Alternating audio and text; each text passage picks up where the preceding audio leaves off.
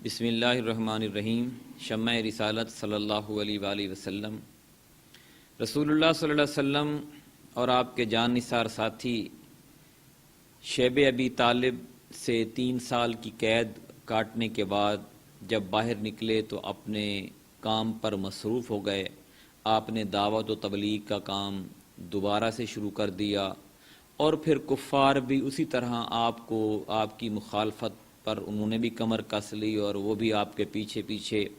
آپ کا مذاق بھی اڑاتے، آپ کو تکلیفیں بھی دیتے، اور آپ کے ساتھیوں کو بھی تکلیفیں دینا انہوں نے شروع کر دیں۔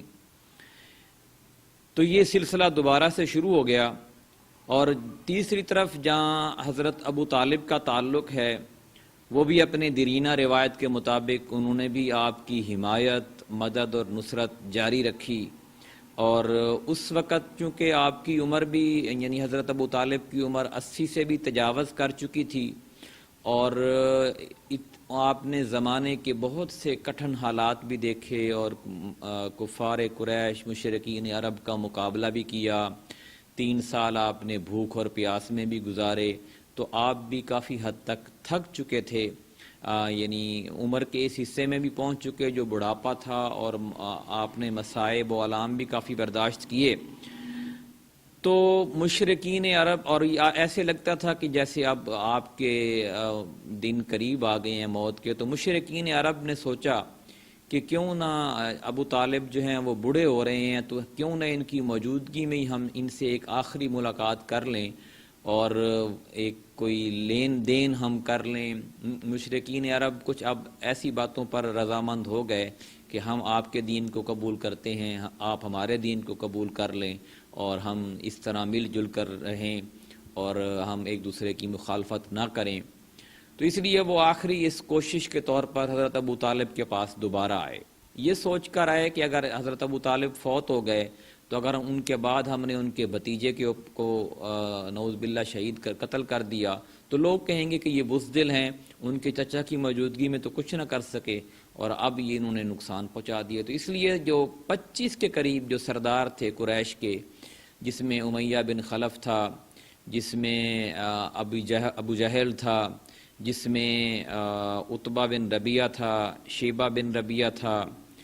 اور ابو سفیان تھا، اور دیگر اشرافین قریش، یعنی 25 کے قریب تھے، وہ حضرت ابو طالب کے پاس آئے اور انہوں نے کچھ اس طرح بات کی: اے ابو طالب، ہمارے درمیان آپ کا جو مرتبہ و مقام ہے اسے آپ بخوبی جانتے ہیں، اور اب آپ جس حالت سے گزر رہے ہیں وہ بھی آپ کے سامنے ہے۔ ہمیں اندیشہ ہے کہ یہ آپ کے آخری ایام ہیں۔ ادھر ہمارے اور آپ کے بھتیجے کے درمیان جو معاملہ چل رہا ہے اس سے بھی آپ واقف ہیں۔ ہم چاہتے ہیں کہ آپ انہیں بلائیں اور ان کے بارے میں ہم سے کچھ عہد و پیمان لیں، اور ہمارے بارے میں ان سے عہد و پیمان لیں، یعنی وہ ہم سے دستخوش رہیں اور ہم ان سے دستخوش رہیں، وہ ہم کو ہمارے دین پر چھوڑ دیں اور ہم ان کو ان کے دین پر چھوڑ دیں۔ اس پر حضرت ابو طالب نے نبی کریم صلی اللہ علیہ وآلہ وسلم کو بلوایا، اور آپ تشریف لائے، اور انہوں نے یہ ساری بات نبی کریم صلی اللہ علیہ وسلم کے سامنے رکھی، اور کہا کہ یہ قریش کے جتنے بھی معززین بڑے بڑے سردار ہیں وہ یہاں پہ آئے بیٹھے ہیں، یہ کچھ آپ کے ساتھ لین دین کرنا چاہتے ہیں، تو آپ ان کی بات کا جواب دیں۔ جواب میں نبی کریم صلی اللہ علیہ وآلہ وسلم نے اس وفد سے مخاطب ہو کر فرمایا: آپ لوگ یہ بتائیں کہ اگر میں ایک ایسی بات پیش کروں جس کے اگر آپ قائل ہو جائیں تو عرب کے بادشاہ بن جائیں اور عجم آپ کے زیر نگیاں آ جائے، تو آپ کی کیا رائے ہوگی؟ یعنی یہ ایک ایسی بات تھی جو کہ قریش نے پہلی دفعہ سنی، اور وہ ایک قسم کے جیسے بندہ حیران ہو جاتا ہے کہ سٹپٹا جاتا ہے، پریشان ہو جاتا ہے، اس کو کوئی جواب نہیں آتا، اور انہوں نے تھوڑی دیر کے لیے توقف کیا، رکے، ٹھہرے کہ آپ کی بات کا کیا جواب دیں۔ اور پھر ابو جہل جو ہے اس نے پہل کی اور اس نے جواب دیا کہ اس نے کہا کہ ایک بات جو اس قدر مفید ہے اسے ہم مسترد کیسے کر دیں؟ ابو جہل نے کہا: اچھا بتاؤ تو وہ بات ہے کیا؟ تمہارے باپ کی قسم، ایسی ایک بات کیا، 10 باتیں بھی پیش کرو تو ہم ماننے کو تیار ہیں۔ آپ نے فرمایا کہ آپ لوگ لا الہ الا اللہ کہیں، اور اللہ کے سوا جو کچھ پوجتے ہیں اسے چھوڑ دیں۔ اس پر انہوں نے ہاتھ پیٹ پیٹ کر اور تالیاں بجا بجا کر کہا،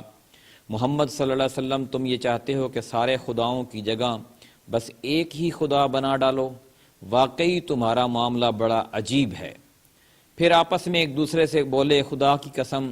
یہ شخص تمہاری کوئی بات ماننے کو تیار نہیں، لہٰذا چلو اور اپنے آبا و اجداد کے دین پر ڈٹ جاؤ یہاں تک کہ اللہ ہمارے اور اس شخص کے درمیان فیصلہ فرما دے۔ اس کے بعد انہوں نے اپنی اپنی راہ لی، اور اس واقعے کے بعد 23ویں سپارے کی سورہ صاد ہے، اس کی یہ آیات نازل ہوئیں جن کا ترجمہ یہ ہے، صاد، قسم ہے نصیحت بھرے قرآن کی، بلکہ جنہوں نے کفر کیا ہیکڑی اور ضد میں ہیں، ہم نے کتنی ہی قومیں ان سے پہلے ہلاک کر دیں اور وہ چیخے چلائے، لیکن اس وقت جب کہ بچنے کا وقت نہ تھا۔ انہیں تعجب ہے کہ ان کے پاس خود انہی میں سے ایک ڈرانے والا آ گیا۔ کافر کہتے ہیں کہ یہ جادوگر ہے، بڑا جھوٹا ہے، کیا اس نے سارے معبودوں کی جگہ بس ایک ہی معبود بنا ڈالا؟ یہ تو بڑی عجیب بات ہے۔ اور ان کے بڑے یہ کہتے ہوئے نکلے کہ چلو اور اپنے معبودوں پر ڈٹے رہو،